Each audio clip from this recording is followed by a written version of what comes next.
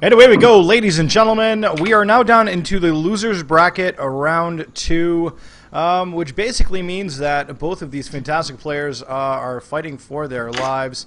Joj is joining me again. In fact, actually, Joj and I are privileged people. Why are we privileged people? Because we get to cast with each other all day long. No breaks, no rest for the wicked. We're going to be going to town. He's stretching. I'm watching his camera. You can't, but I can see him. He's like, oh, yeah. But, Joj, could you introduce our players for us today? I can. Today, we've mentioned this before, but it's not very often that you get to cast casters, and it's pretty cool to do so. Today, we have Nathanais versus Clarity Shew, and in the top left-hand position is the blue Terran Nathanais. He's playing for Root. I believe that's who he's been casting for most recently. And on the right-hand side, top right-hand location, is Clarity Gaming Shew. Absolutely. And just a little bit of history for you about Shew. Shew is not new to MLG. I think that would probably be the one way you could say the furthest thing from it. He has been at every single MLG event since Providence 2011. This guy knows tournaments. Now, at the same token, he is also a consistent top 50 Grandmasters on the North American server. As a Protoss player, he is going to be a very, very hard challenge for Nathanais. Now, Nathanais is a Masters League player. He's very, very good. Plays with Team Root. He's one of their casting personalities, but I'm pretty sure he gets good coaching from Root. They do support each other very, very well. They are a very close-knit team, and they believe in family and camaraderie, so that's going to help him a great deal. But I'm not going to lie to you when I say Nathanais is going to have his hands full with Shew today. Yeah, and Nathanais, knowing that, he says, okay, well, you know what? I know I'm going to have trouble with you. I'm gonna cut a corner. I'm going to go CC first. So he CC's first, but Shew scouts him first, and that's going to be a little bit of a problem because Shew is going to harass his CC worker. But he should be okay. There's not going to be any crazy, like, oh, I'm going to pull more than one probe kind of crazy shenanigans going on. But yeah, and then to back up the CC first, Nathanais goes for 2 racks, and that's pretty standard. Back at Camp Shew actually is doing 2 gas, but with 2 guys in each gas, just a little bit more efficient than 3 in each. Going up to Gate Core and just opening very standard. That's it. Yep, indeed he is, and just looking over at Shew's base, okay, course finished, double gas, everything's looking really good. Whirlwind is something we've been seeing quite a bit as of late. It is on the pool for this tournament, and it is a popular map. It is very, very well balanced and favors pretty much all the races, save for the exception of drop play. But that is common now with all races. Well, except Reserve, of course, can't do drop play, but they do have that very, very powerful Mutalisk now that is now available. And Shew with this damn probe driving, and Nathanais absolutely insane at the front door, and a Marine is going to chase that on out.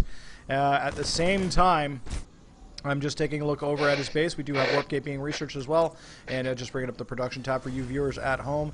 So everything looking fairly standard, fairly normal. Mothership Core is going to show on up and apply additional pressure here, and the bunker does finish. Unfortunately, that will not stop that one SCV from dying, and the Mothership Core and the Zealot are going to work their way on up into the main now.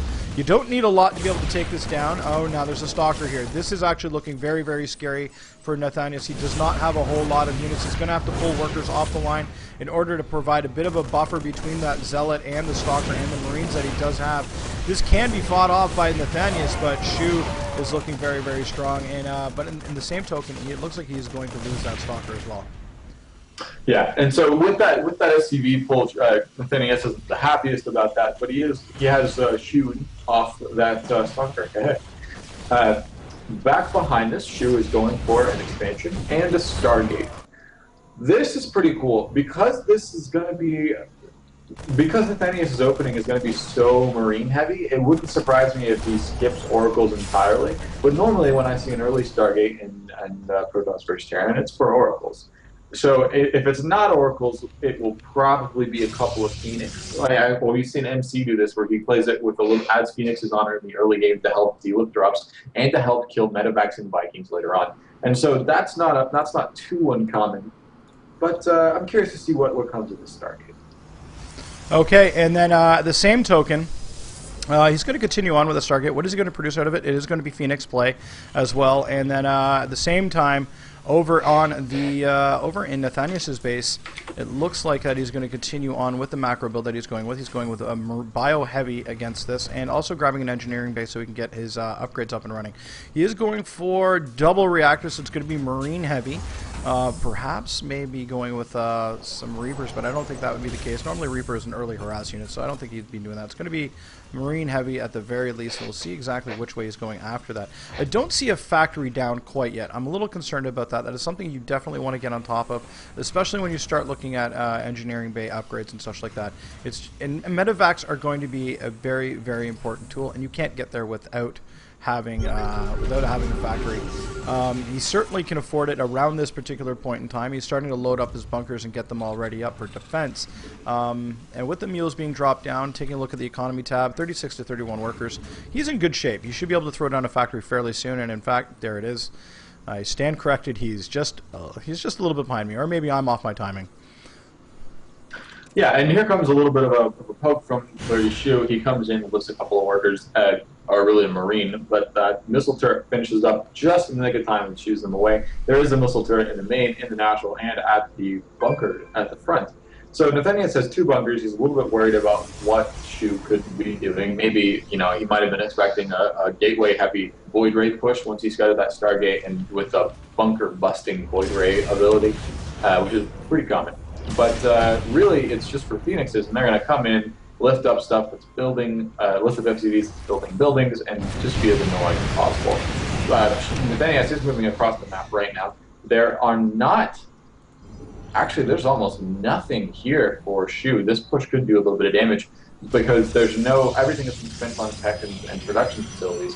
So the robotics bay is just finished, and there is 3 sentries, a zealot, a mothership core, and then the Phoenixes, of course. So Nathanais could get something done here since everything has been delayed so much.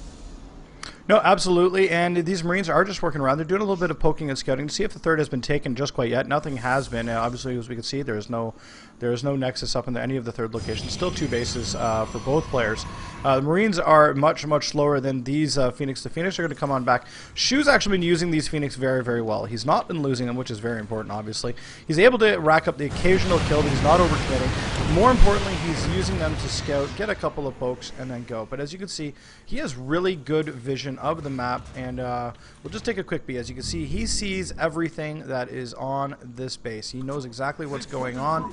Meanwhile, at the same token, looks like the Marines are going to catch 2 of those Phoenix, and they're a little bit pinched right now, but they are going to fly out of here. They'll be getting out of the way, no problem at all. But there is a lot of Marines on the ground here, and do we have a starport and some medevacs coming out? Yes, we do. And additional barracks as well, so I'd like to see some Marauders getting added into this mix as well. They just helped him to drop things a little bit better. Marines are a little too soft for the Colossus that's already come out over at Shew's base. And Shew's just been able to put a lot of pressure, get a lot of scouting information, more so the scouting information, and that's been rewarding him. And so as a result of that, he's able to counter with such units as the Colossus. Yeah, and so let's see here. There's the first upgrade for the Protoss player is finishing up, and the first upgrade has been well finished for Nathanais. He's already started his +1 armor. He's getting combat shield. He's got stim, and I think I agree. I would like to see some more Marauders coming out. There's the first one now. Looks like the third command center is being added on, so there's not going to be anything crazy like that 2 base. A ton of Marines, a ton of SCVs, and some Vikings push that we saw from the general yesterday.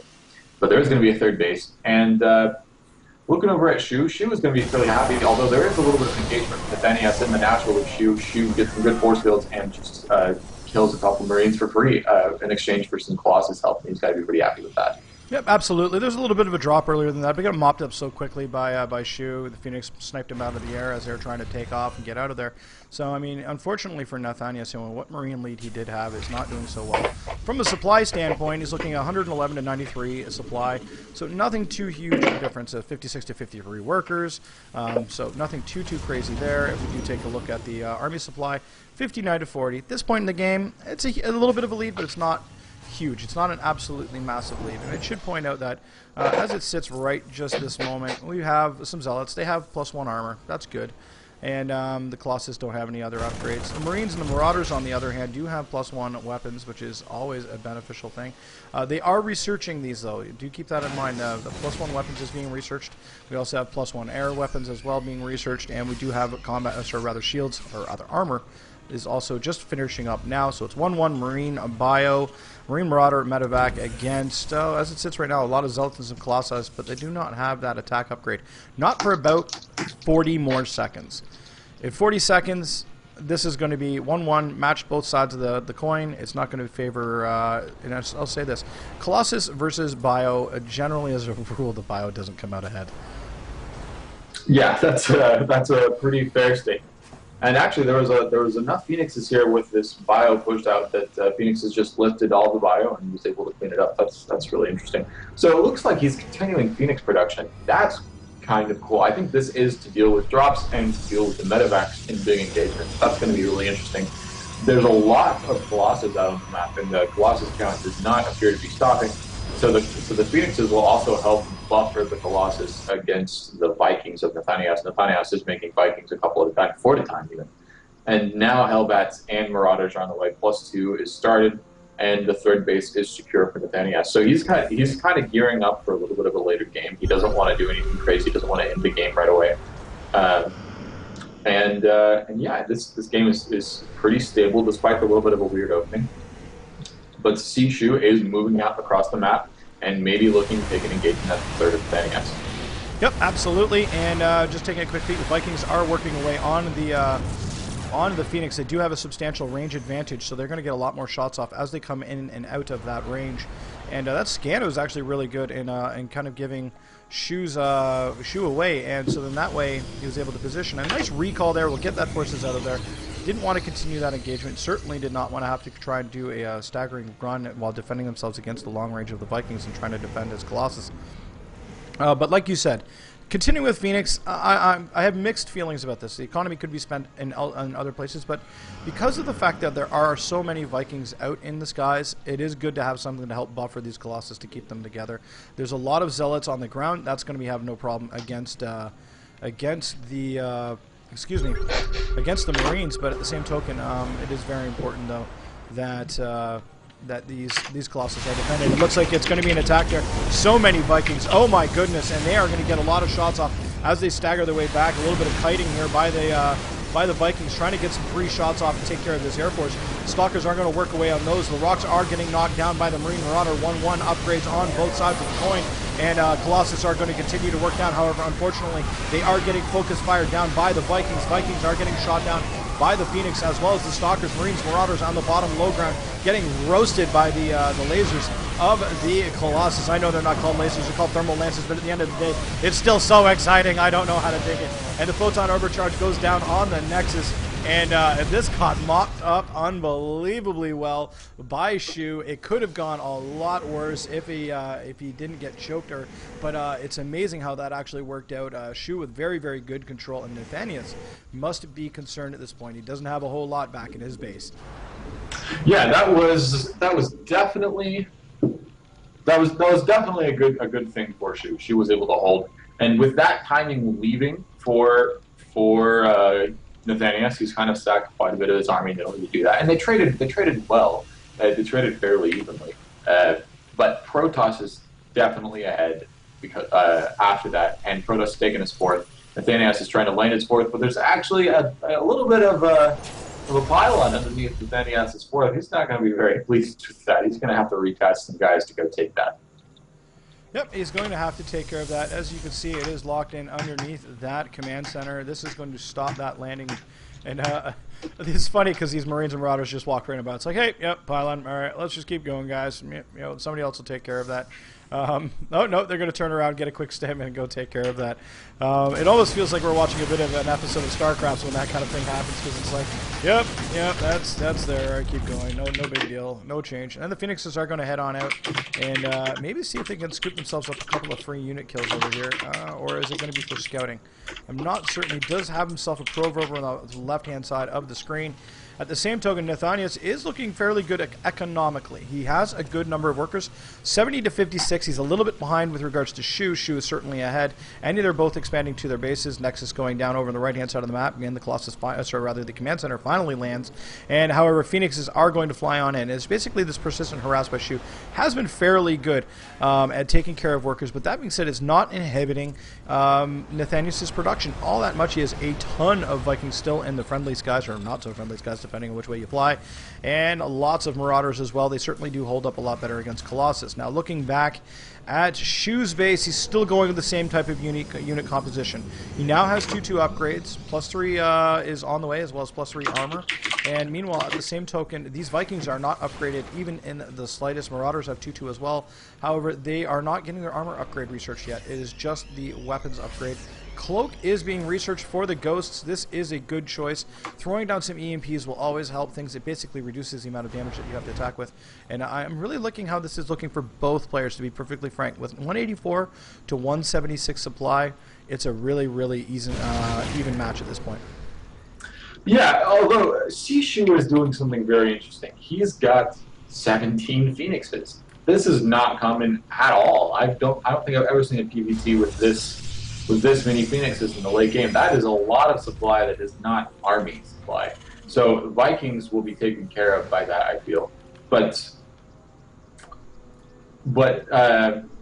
this is interesting. So Vikings will have a hard time dealing with Colossus. The Colossus will be able to do more damage than it would otherwise do because of all of the Phoenixes that are tanking damage for the Colossus. However, the eventual swap into High Templar tech will either be delayed for Shew, or he'll actually skip it entirely because so much supply is tied up in stuff that protects Colossus that he wouldn't have enough stuff for Colossus and Ground Army and High Templar.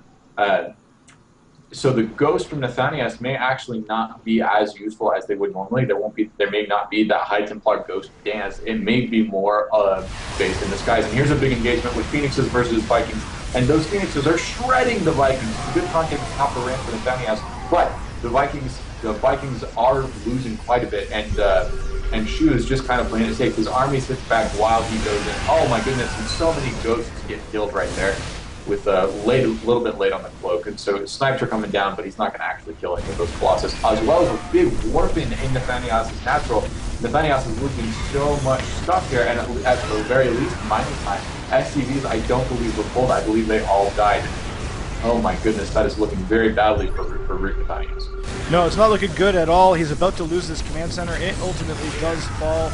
Lots of units are coming out. Expensive Ghosts are falling to these Zealots. Zealots just going to town. 3-3 Zealots are so good. Rather, 3-3-1 Zealots are so good against 3-2 units.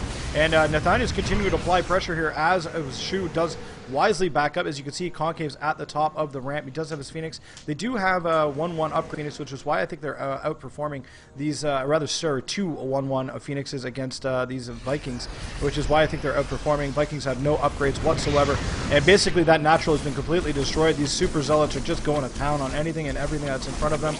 Marines dying like crazy. Unfortunately, Nathanais is horribly supply blocked. Does he have any supply depots in production? Yes, he does. 3 of them down outside of his, well, I guess you could say it's his 3rd now.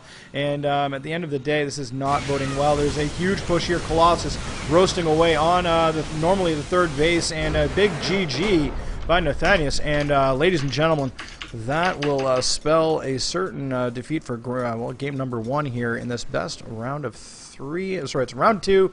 Best 2 out of 3. I stand corrected. What are your thoughts immediately on this particular one here? Yeah, that was a very interesting game. I really like the Phoenix play. It's not something I see very often. I'm a fan of that. But I feel like Nathanais had a chance to do a lot of damage, and he wasn't able to quite make his timing work out for him, and so that set him behind for the rest of the game. You notice he didn't really tech up beyond his 2-2, whereas the Protoss player did go up to 3-3 and continue to tech. He did eventually get High Templar, but it didn't matter by that point of the game. I think that game was very interesting. Definitely a little bit of a departure from the norm. Yep, absolutely. So, ladies and gentlemen, we're going to take a quick commercial break. I apologize. We'll get into game number 2 between Shew and Nathanais from Root Gaming. We'll be back in just a minute. Stay tuned. We'll just be back in a sec. We'll just roll some commercials, and we'll be more than, 90 seconds or so? Yeah, 90 seconds.